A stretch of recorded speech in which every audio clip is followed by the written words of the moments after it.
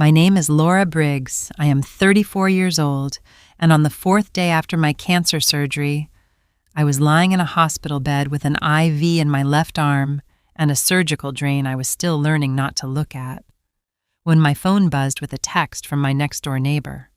It was a photograph. My driveway, taken from Patty's front window. A moving truck backed in close to the garage, my front door wide open. Two men I had never seen before carrying my oak bookshelf down the porch steps. I opened the neighborhood Facebook group, found what I was looking for in under a minute, because when you are looking for something like this, you find it faster than you want to. My brother Derek had posted a listing at 9 that morning, photographs, prices, a casual note at the top, clearing out family property, everything must go. I scrolled through the photos slowly, my kitchen table, my leather armchair, my grandmother's handmade quilt, folded on a card table in my own driveway, listed at $25.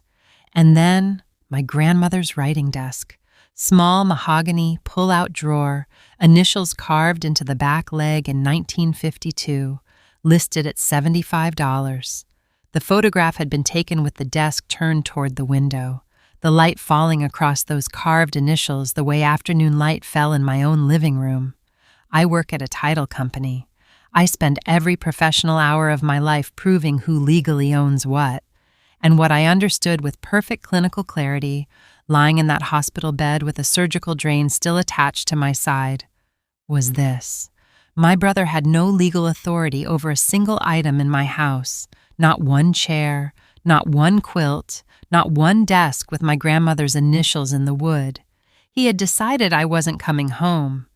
And in his experience, the deciding was always the same as the permission. I set the phone face down on the tray for exactly 1 minute. Then I picked it up, and I made one call. Welcome back to Revenge Cold Stories, where quiet people stop being written off and start letting the truth do the talking. If someone in your life has ever made plans around your absence before you were actually gone, this story is for you. Subscribe. Because what that one call set in motion is the part my brother is still not over. Let me take you back to March.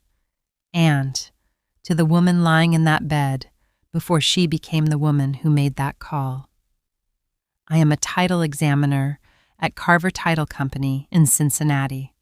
I have been there 9 years. My job is precise and unglamorous, and most people's eyes glaze over when I describe it at dinner parties, which suits me fine, because a title examiner does not need an audience. She needs a record system and an eye for the detail nobody else checked.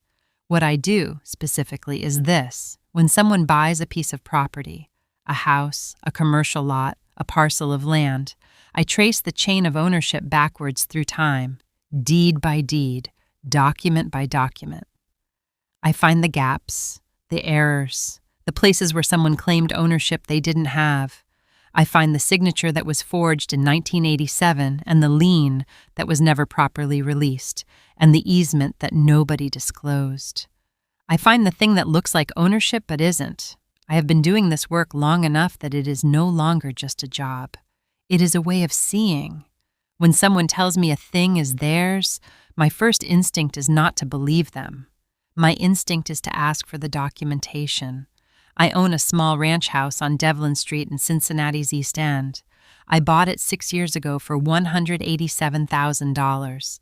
Every dollar of which I saved and documented and processed through a closing I understood better than anyone else at the table. I own it in my name alone. There is no co-owner. There is no other signatory. I hold the title. I have the deed. These are not feelings. They are recorded public facts. In my living room, under the east window, sits a writing desk. Mahogany surface, pull-out drawer with a brass pull, dovetail joints at the corners that were made by hand because everything from that era was made by hand. On the back left leg, down near the floor, are 2 carved initials, E and R, put there in 1952 by my grandfather Earl the winter he gave it to my grandmother Ruth as an anniversary gift. Ruth kept that desk in her bedroom for 50 years. She paid bills at it, wrote letters at it, kept her important papers in the pull-out drawer, organized in a way that only she fully understood, though she explained the system to me twice with great patience when I was about 12. She died 5 years ago at 81, sharp to the end, and in her final months she was very specific about who was to receive which of her things. She took my hand one afternoon. This was in her living room, a Sunday, the light going orange, and she said, without preamble, "The desk is yours, Laura. It always was going to be yours." She said it the way she said things she had already decided long ago and was simply now making official. I drove it home in the back of my car with the seats folded down and 2 moving blankets borrowed from a neighbor. I set it under the east window in my living room, and I have worked at it every morning since. That desk is the closest thing I own to evidence of being loved by someone who understood what I was made of. I want that stated plainly. I am not a sentimental woman. I keep documentation. I do not confuse feelings with facts. But that desk is the fact that my grandmother saw me clearly and said so. And I have sat at it every morning for 5 years, paying my bills and writing my lists and feeling, with every pull of that brass drawer, that someone once made something carefully and with intention and meant it to last. Now let me tell you about my brother. Derek Briggs is 38 years old. He sells commercial insurance in the northern suburbs and drives a company truck with his name on the door panel and speaks with the easy confidence of a man who has always believed that rooms run better when he is in them. He is not a bad person. I need to say that clearly because this story requires precision and calling. Derek Bad is imprecise. He is a man who was handed a role early and grew into it so completely that the role and the man became indistinguishable. The role was this: the son who handled things. He was handed it when we were children, when our father Gerald would say, not unkindly, just as a statement of household fact, "Derek's going to take care of that."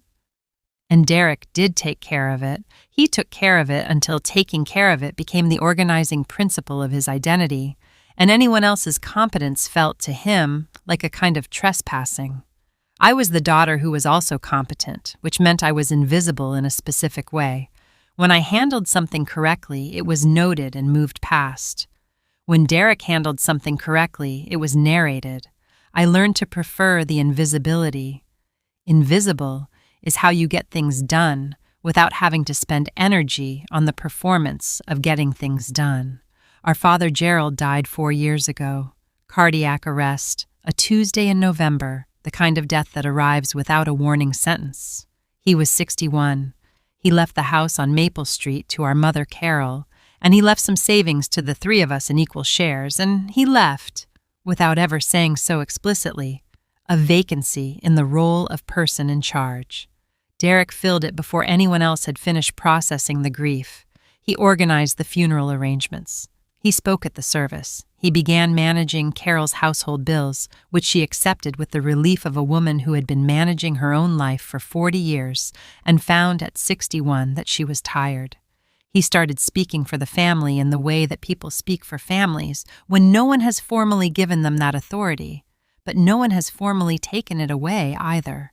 I watched this happen the way I watch things, carefully, without announcing that I was watching. There was one moment that told me everything I needed to know about the shape of what was coming. 6 months after Gerald died, Derek organized a garage sale to clear out the workshop in his parents' garage. Tools, boxes, the accumulation of a man who had kept everything on the principle that things might come in useful.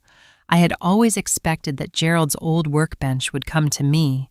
It was the piece I remembered from childhood, the one where he taught me to read a measuring tape, where I sat on a stool and watched him work on Saturday mornings. It sold at the garage sale for $40.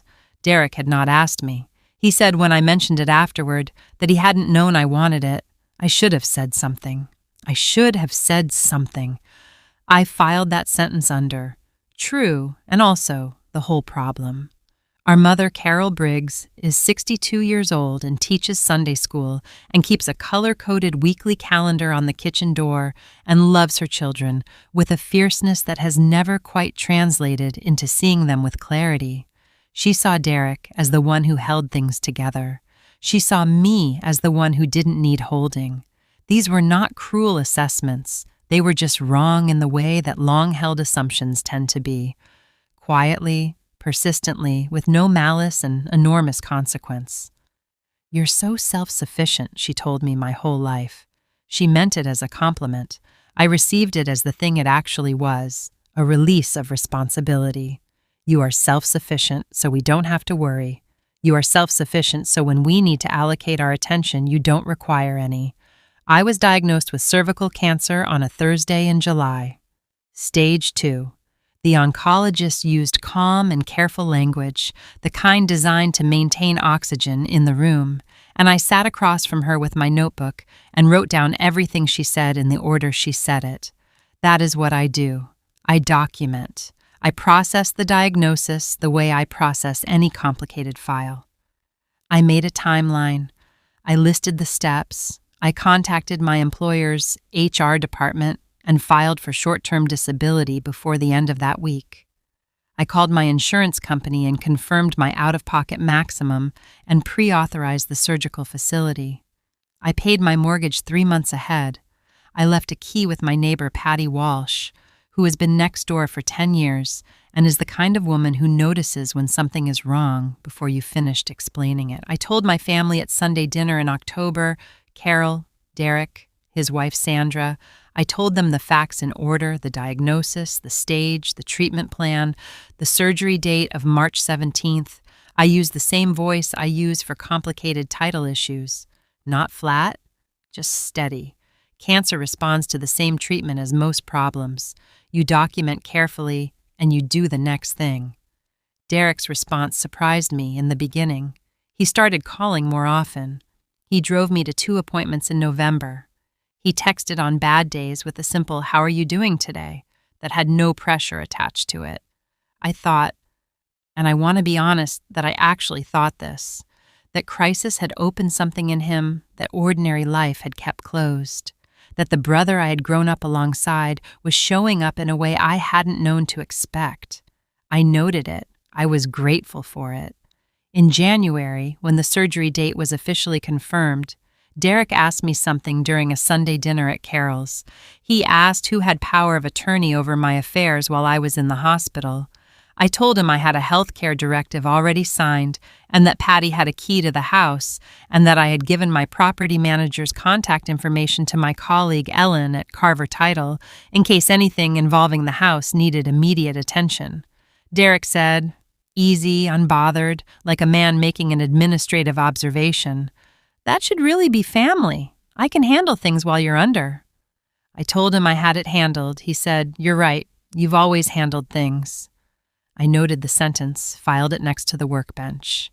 March 17th, surgery at 6 a.m.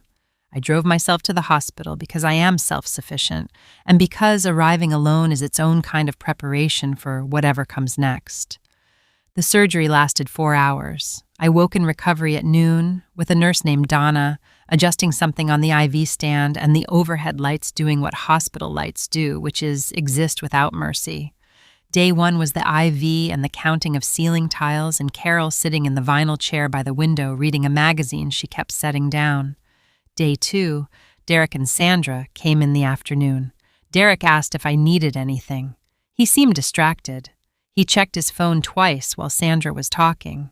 I noted it and put it nowhere in particular. Men who sell insurance are always checking their phones. Day 3, Carol called and said she had a cold and didn't want to bring it to the floor. I said that was fine and meant it.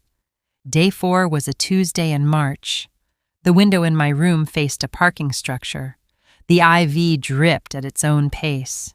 Donna had been on the previous shift. The nurse today was a young man named Ryan who had the specific kindness of someone who understood that patients needed to be treated like people and not like conditions. I was reading on my phone at 2:14 in the afternoon when the notification came from Patty Walsh. "Laura, honey, is everything okay over there? There's a truck in your driveway and people going in and out." I knocked, but no one answered for me. Derek said he had permission to be there. "I just wanted to check with you." And below that, the photograph. I looked at it for a long time. The oak bookshelf going down my porch steps between two men I did not recognize. The way my front door stood open in that particular Tuesday in March light. I opened the neighborhood Facebook group. The listing was there, posted at 9 a.m. photographs. Prices. My kitchen table at $60. My leather armchair at $45. My grandmother's quilt at $25. Her writing desk at $75. The IV line pulled slightly against my arm. I have spent 9 years at a title company proving who legally owns what. I know what a chain of title looks like. I know what an authorized transfer requires. I know that without a power of attorney, which Derek did not have because I had never signed one because I had handled things, not a single item inside my house could be legally sold by anyone but me. My brother had not asked. He had not been authorized. He had not inherited a thing that was mine. He had decided. And in his experience, the deciding was always the same as the permission. What he did not know was that the woman in the hospital bed was not the woman he'd counted on. He had told people she wasn't coming home. I had heard it through Sandra, through Patty, through a cousin who texted to say she was praying. She won't be coming home. He had said it with the certainty of a man announcing weather, not cruelly, just factually, the way you state conditions you have already accepted. He was wrong about the condition. He was wrong about me. And on the 4th day after my cancer surgery, with a surgical drain still attached to my side and a hospital gown that tied in the back and a window facing a parking structure, I picked up my phone. The call lasted 11 minutes. I want to be precise about that, because precision is the instrument I know how to hold. 11 minutes from the moment I found the listing to the moment Craig Bowman said he was leaving his office and driving to Devlin Street himself. Craig Bowman has been a property attorney in Cincinnati for 22 years. I have worked across the closing table from him on 14 transactions in 9 years at Carver Title. He is the kind of man who speaks in complete sentences and never says anything he doesn't mean. And when I laid out what I was looking at, the listing, the photographs, the truck in my driveway, my hospital admission date, he asked exactly one question before he said he was going. He asked, "Does your brother have power of attorney over you or your estate?" I told him no. He said, "Then he has no legal authority over a single item on that property. I'm going." I hung up and called Patty Walsh. Patty has lived next door for 10 years. She is 64 years old and she misses nothing that happens on our street because she has a kitchen window that faces the front and she keeps it unobstructed year-round. I asked her to do 3 things: document every item she could see being carried out, get as many license plates as she could without making herself conspicuous, and do not let Derek Briggs tell her I had authorized anything, because I had not, and if he said so, it was not true. She said, "I already knew that, honey. That's why I texted you." 11 minutes. 1 call.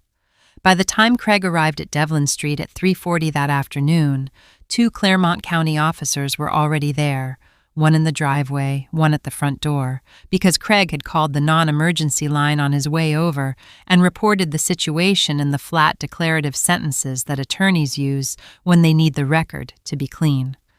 Derek was still in my house when the officers arrived. He was in the living room, according to what Craig told me afterward. The writing desk was still there, still under the east window. Derek had not yet found a buyer for it. The officers informed him that the property owner had not authorized the removal of any items, that what had left the property before their arrival was potentially subject to a theft report, that he needed to stop, contact them no further, and leave the premises. Derek told them, and Craig heard this directly and noted it verbatim, that his sister was not going to be coming home to need any of this. The officer wrote it down. I want you to understand what that sentence means when it is spoken by a man standing in a house he does not own, selling furniture that does not belong to him, to a police officer who is writing everything on a notepad. She is not going to be coming home to need any of this. He was not making a legal argument. He was explaining his worldview, the world in which I was already gone, already past, already a matter of estate management. He had looked at a cancer diagnosis and a surgery date and decided on a version of the future in which his sister did not return to her own house. And he had simply begun to act on it. That is not malice in the way people imagine malice. Calculated, deliberate, cold. It is something I find harder to name and in some ways harder to forgive. It is certainty. The absolute certainty of a man who has been right about the family's needs so many times that he stopped asking whether the family agreed. He was not stealing. In his mind, he was handling things. Craig called me from my driveway at 4:15. He told me about the officers. He told me what had left before they arrived.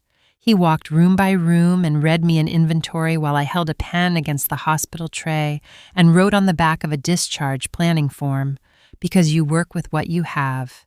The oak bookshelf, gone. The kitchen table and 2 chairs, gone. The leather armchair, gone.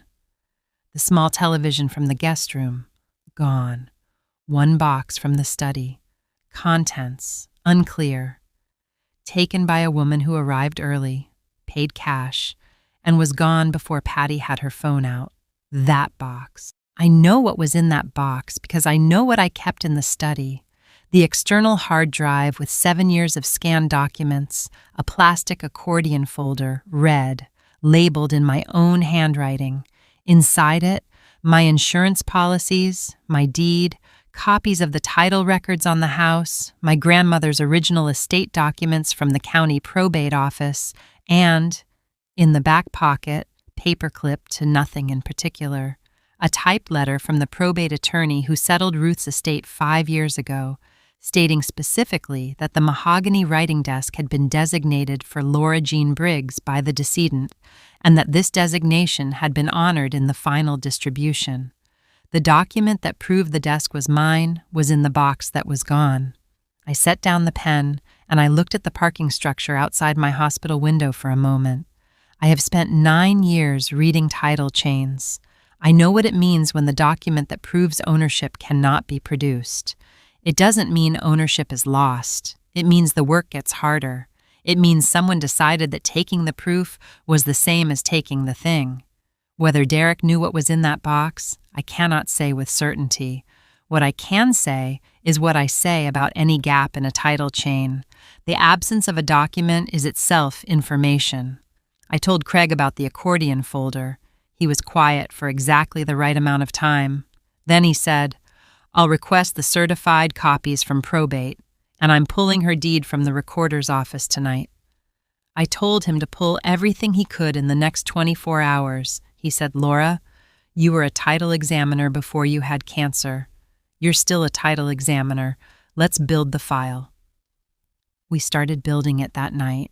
I have a specific and practiced method for constructing a chain of ownership on a disputed property. You begin with what is recorded, what is public, what cannot be argued with because it is signed and dated and filed in a government office. You work outward from the record toward the claim. You never begin with the claim, you begin with the document.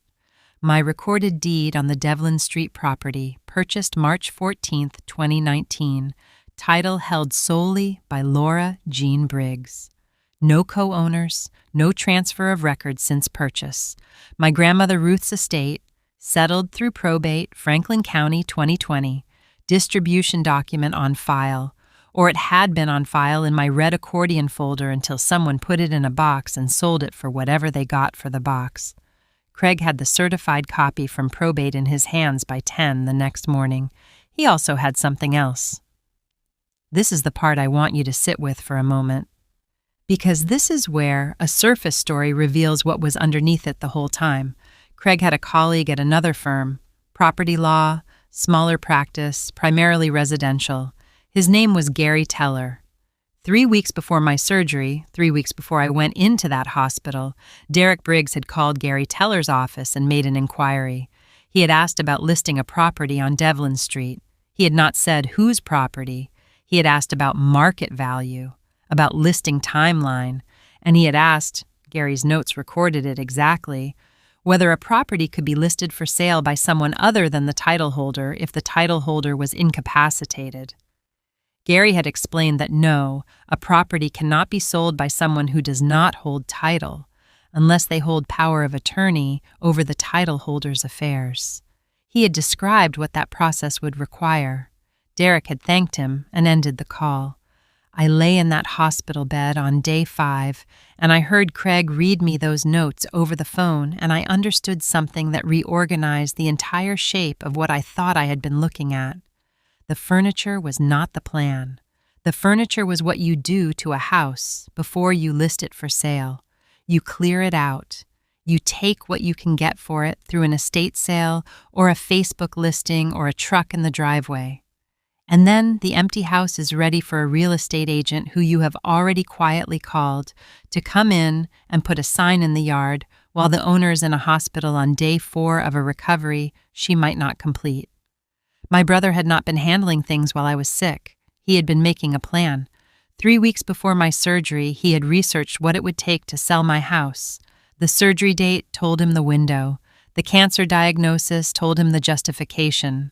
And somewhere between October and March, he had looked at a cervical cancer diagnosis and a surgery date and decided, not cruelly, I believe, but with a kind of terrible practical certainty, that the most useful thing to do was prepare.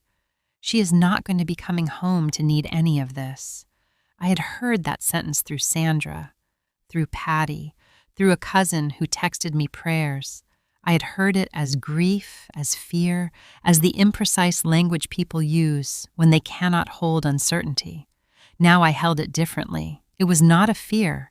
It was a conclusion he had reached before the outcome was known. And conclusions, in Derek's experience, authorized action. Ellen Marsh called me from Carver Title the morning of day 5. Ellen has been my supervisor for 6 of my 9 years. She is 53 and methodical in the way that people are methodical when they have been correcting other people's errors for long enough that the correction has become instinct. She does not waste words. She said she had something I needed to hear. 3 weeks before my surgery, Derek had called the title company.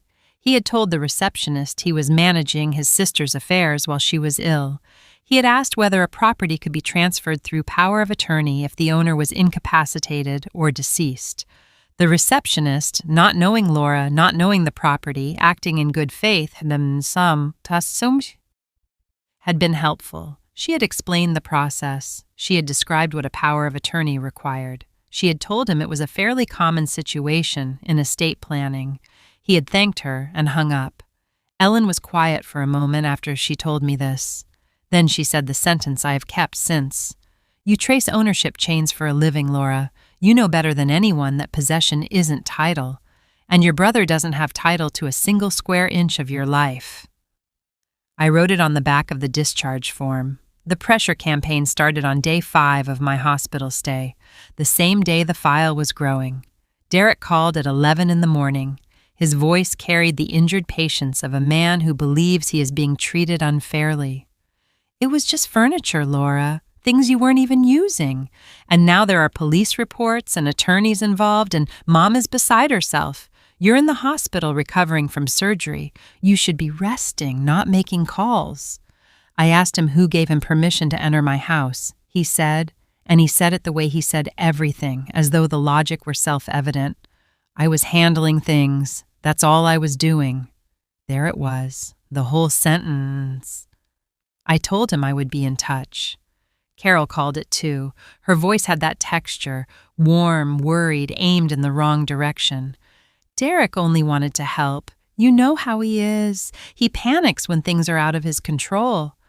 A pause. He was scared for you, baby. We all were. I told her I understood. I meant it, actually, in the specific way you can mean something and still not let it change anything. Sandra sent a text at 4. 3 sentences. They were just trying to take care of things. Everything had already been done. It seemed like the right call at the time. The right call at the time. If you have ever had your own judgment replaced by someone else's without your knowledge or your consent, tell me in the comments. I read every single one. Because what I want to say to anyone who has been there is this: A decision made about your life by someone who never asked you is not care. It is a renovation done without a permit, and it is not legal, and it is not love. The timeline Craig laid out for me was specific and final. Once I was discharged, scheduled for March 22nd, that Saturday, I had 72 hours to provide a comprehensive inventory of missing items to support a formal property theft claim. After that window, the civil evidentiary standard on recovered personal property became significantly harder to meet. 72 hours from the moment I walked back through my front door, Derek called again on the evening of day 5. This time, the injured patience was gone. What replaced it was something I'd heard from him before, not often, but enough to recognize. The voice of a man who has run out of the version of himself he prefers to present, and what comes out underneath is older and less managed. He said, "You have no idea what I've been dealing with since Dad died. The things I've held together, the things Mom doesn't even know about. Nobody thanks me, nobody asks. I see a problem and I handle it, and everyone just expects it, and then you, the one time I try to get ahead of something, you treat me like a criminal." I sat with that for a moment. There was something true in it, underneath the self-justification. The same way there is sometimes something true at the bottom of every messy family situation, if you are willing to trace the chain far enough back. I did not tell him what I was thinking. I said I needed to rest. He said, and it was the last thing he said to me that week, "I was going to give you the money, Laura. Whatever the furniture brought, I was going to hold it for you, in case. In case I did not come home. He was going to hold my own things, money for me. A courtesy, an act of care in his language." I said, "I appreciate that, Derek." And I meant it the way I mean things that are almost true. Almost. Carol came on the evening of day 5, after the calls, after Derek. She sat in the vinyl chair and she looked at the window and she told me something quietly. Not a defense exactly, more like an explanation she had been carrying and had decided I was allowed to know. She said Derek had sat in the garage for 2 hours the night of Gerald's funeral, alone. She had heard him through the kitchen window and had not gone out because she understood sometimes people needed to be alone inside the thing they couldn't fix. She said he had never been the same after Gerald, not in a visible way, but in the way of someone who had taken on a weight he hadn't named and had been carrying it in the dark ever since. And when I was diagnosed, Carol looked at the wall, she had found something on Derek's desk 3 months before the surgery, a printout. A grief support article, not about losing a parent, about anticipatory grief, about how to prepare for losing a sibling. He had been grieving me before I was gone.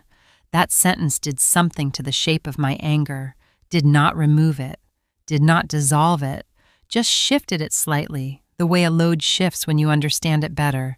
It doesn't weigh less, but you hold it differently. I thank Carol for telling me. She patted my hand and left at 9.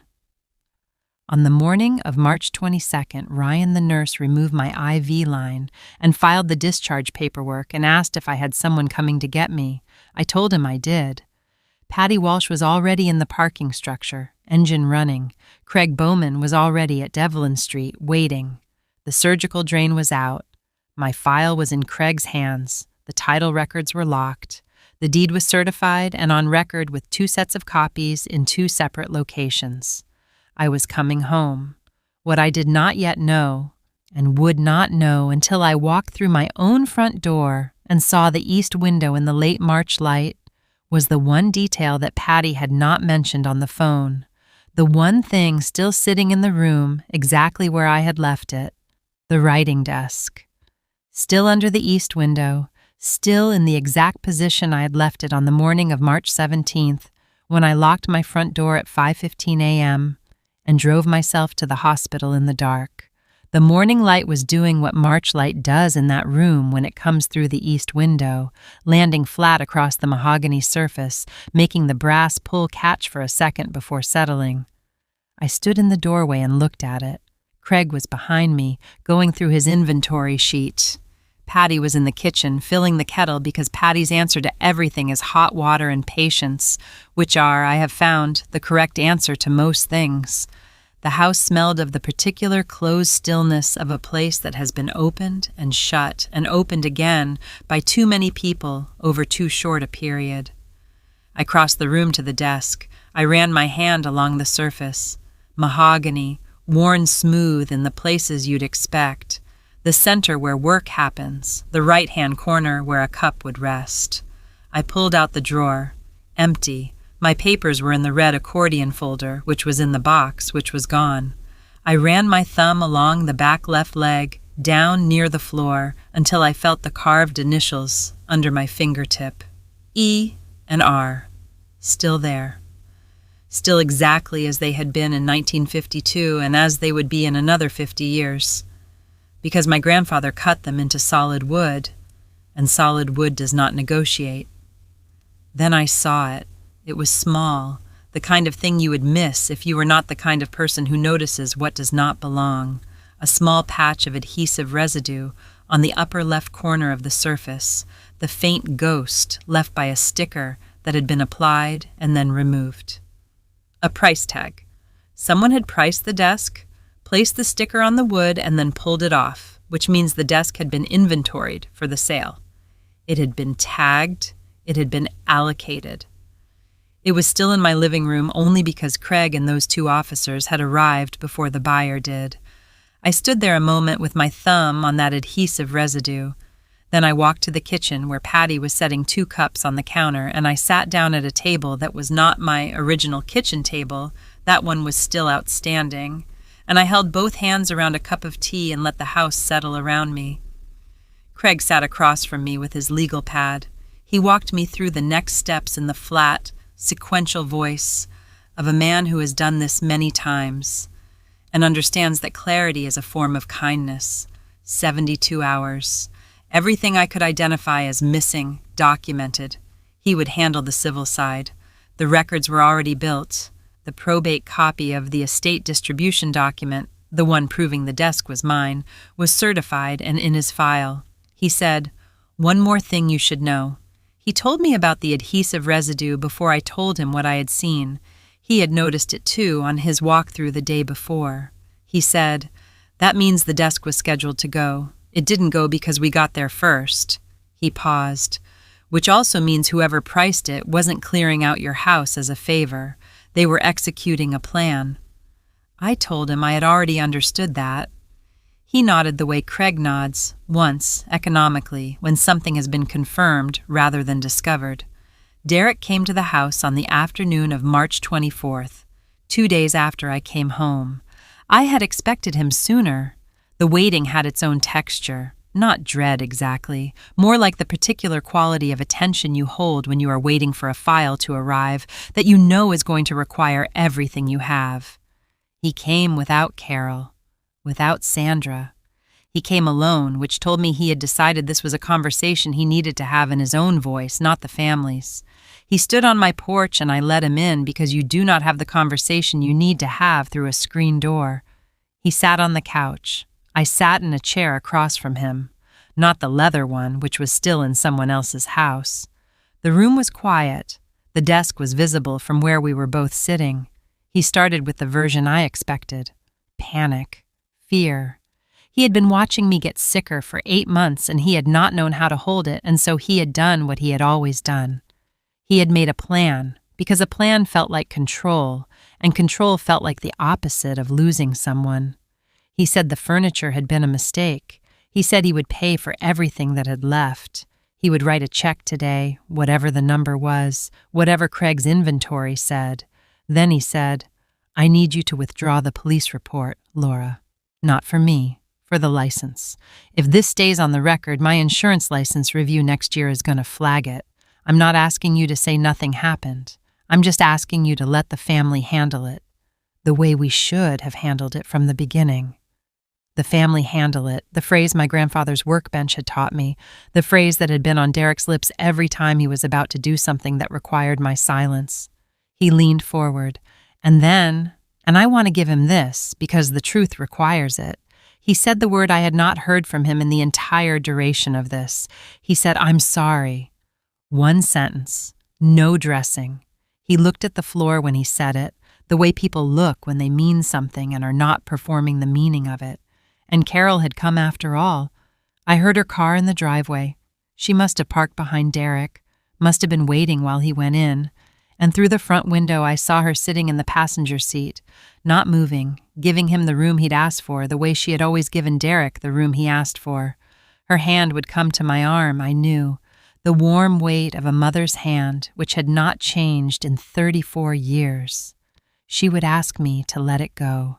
She would ask me in the gentlest possible voice, the one she used for hard things, and it would not be a manipulation. It would just be love, in the only form she had ever known how to deliver it. My hand moved toward my phone. "I am being honest with you." My hand moved toward the phone to call Craig and ask what the withdrawal process looked like. And then I looked at the desk, at the east window light on the mahogany surface, at the adhesive ghost in the upper left corner where the price sticker had been.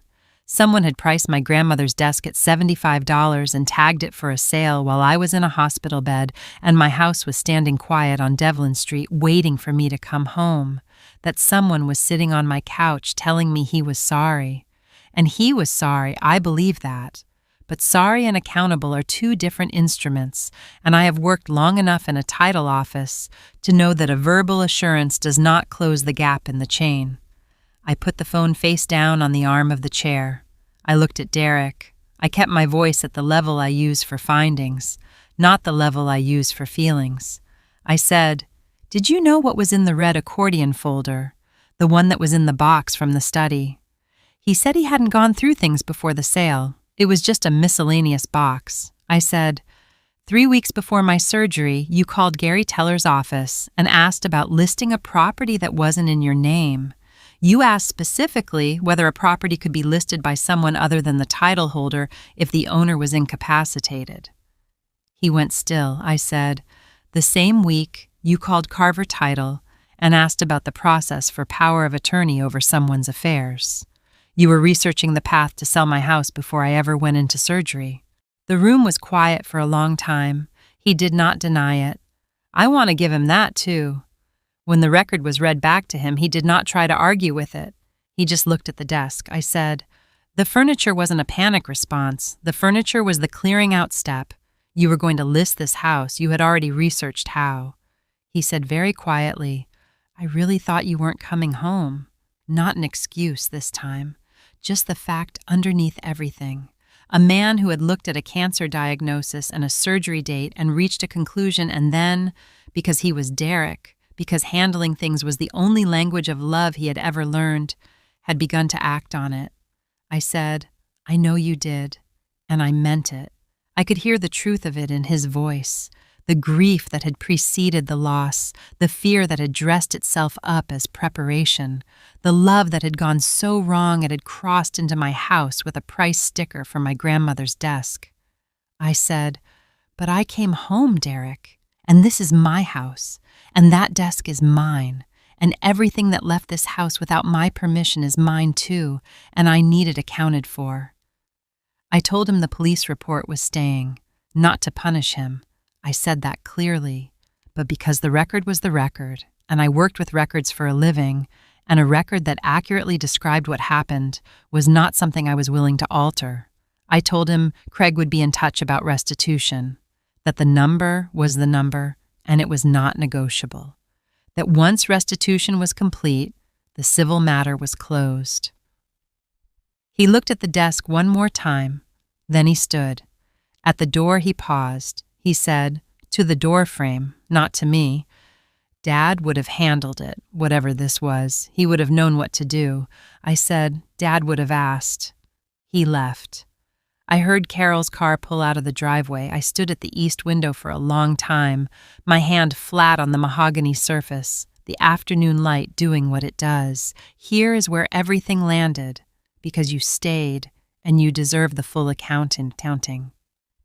Craig recovered the oak bookshelf within 2 weeks.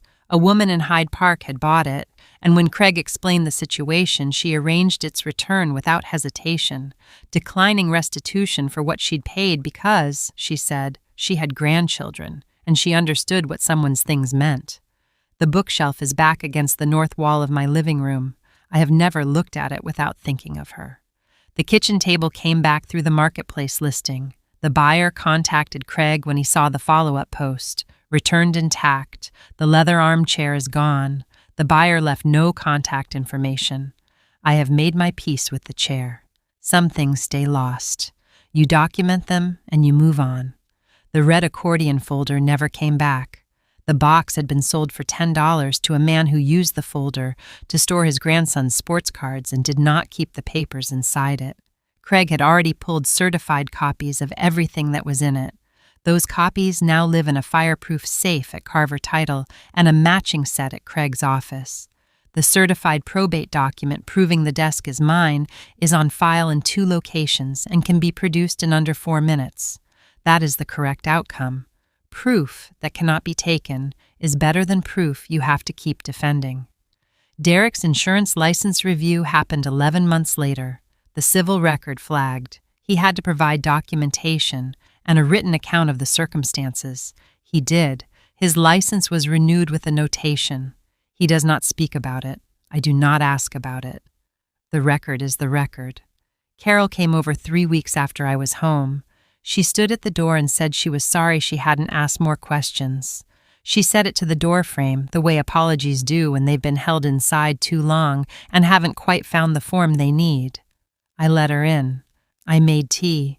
She sat at the kitchen table, the recovered one, back in its place, and she looked at the writing desk and said, "Ruth always said that desk knew what it was doing going to you." She said it like she was agreeing with something that had already been decided a long time ago. We didn't talk about Derek. We talked about Easter. We talked about the tulips coming up in the side yard. When she left, she held my hand in the doorway for an extra second, and I let her, because that is the form her love takes, and it is not nothing. Sandra sent a check 12 days after the restitution agreement was signed. She itemized it herself. Every item, every amount, the total written in her neat bookkeeper's hand. $1,847. No note except the itemization. Sandra does not use more words than a number requires. I understood it as the apology she was not going to say out loud, translated into the language she trusted most.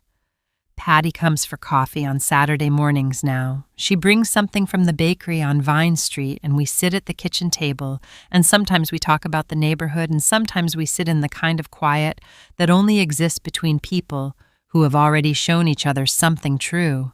She is the person who texted when it mattered. That earns the Saturday morning for as long as either of us is on this street. Ellen Marsh framed Craig's letter of recovery. The one confirming the chain of title on every recovered item was clean, and put it on the bulletin board in the break room at Carver Title with a sticky note in her handwriting. Documentation saves lives. Also houses. Nobody took it down. I walked past it on April 15th, 29 days after surgery, my first day back. Ellen had my coffee waiting. Nobody made a speech. The writing desk is still under the east window. A conservation specialist removed the adhesive residue from the price sticker. You cannot see where it was. You can still feel it if you know where to put your thumb.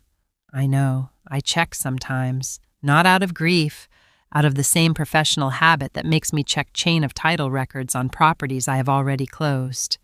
Because the gap was there. Because I found it. Because knowing it was there and that it healed is not the same as pretending it was never there. The initials E and R are exactly as they have always been. My grandmother's husband carved them in 1952 into wood he expected to last for a woman he expected to love for a long time. He was right about both. I pay my bills at that desk every morning. I keep my important papers in the pull-out drawer, certified copies, properly labeled, organized in a system only I fully understand, the way Ruth organized hers. The east window light falls across the brass pull and makes it catch for a second before settling. I came home. That is the sentence my brother did not believe was possible. She is not going to be coming home to need any of this. He said it in my living room to a police officer who wrote it down, and it became the most expensive sentence he ever said. Not because of what it cost him financially, though it cost him that too, but because of what it documented about the arithmetic he had been running on me for years. The arithmetic that said, she handles herself so she needs nothing from us, so we owe her nothing, so when the equation tips far enough, she is simply a variable we can resolve. I am not a variable. I am the title holder. And I know better than anyone that you do not get to claim what is not in your name. On the morning I came home from the hospital, I stood in my living room and I saw my grandmother's desk in the east window light, and I put my hand flat on the mahogany surface, and I felt the brass pull and the carved initials and the particular solidity of something that was made carefully and meant to last. That is what I came home to. That is what was waiting. Some people will write you off before you're gone. The best answer you can give them is a very simple one. You come home, you sit at your own desk, you pull out the drawer, and you start building the file. If someone in your life has ever made plans around your absence while you were still very much present, tell me in the comments. I read every single one. Share this with someone who needs to hear that their name is still on the deed. Subscribe to Revenge Cold Stories, because there are more quiet women with more documents in their drawers, and I want to be in the room every time they open them. I'll see you in the next one.